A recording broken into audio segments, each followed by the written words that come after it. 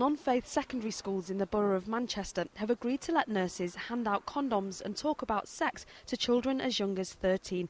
It is, the council says, a practical move to deal with a startling reality. Teen pregnancy rates in Manchester are on the up. In 1998, it was 61.3 in every 1,000. By 2006, that figure rose to 67, despite the council being told to halve that figure. So Manchester's rates is now twice the English average, but is offering condoms to 13-year-olds really the solution? The council says that each case is judged on an individual basis and that parents were consulted before the scheme was introduced. But parents aren't told if their child has asked for contraception, and in principle this scheme could be rolled out to children as young as 11 and 12, although evidence of sexual activity at that age would spark an investigation. These pupils I spoke to said though they weren't sexually active, they knew they could get condoms from family planning clinics, and so the offer of them in school isn't necessary, and parents' response was mixed.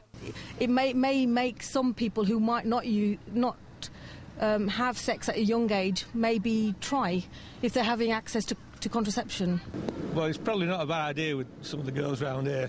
I know my daughter knows girls that are having sex at that kind of age. The kids are on the streets doing it anyway, aren't they, so they don't want them catching diseases. So you think it's a good idea? Well, yeah, but not from the age of 13. I think that's a bit inappropriate, isn't it? Experts' reaction is equally divided.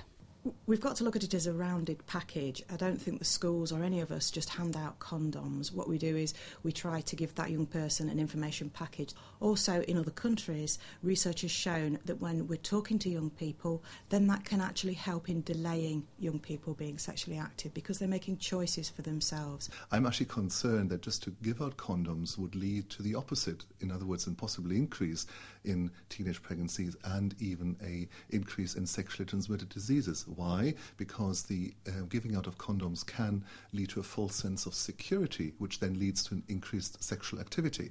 We need to recognise that condoms do not work 100% of the times. They actually have quite a significant failure rate, especially among young people. The question of condoms in schools remains a divisive one. But one thing all sides agree on is that 560 teen pregnancies every year in Manchester is simply too many. Nina Warhurst, Channel M News.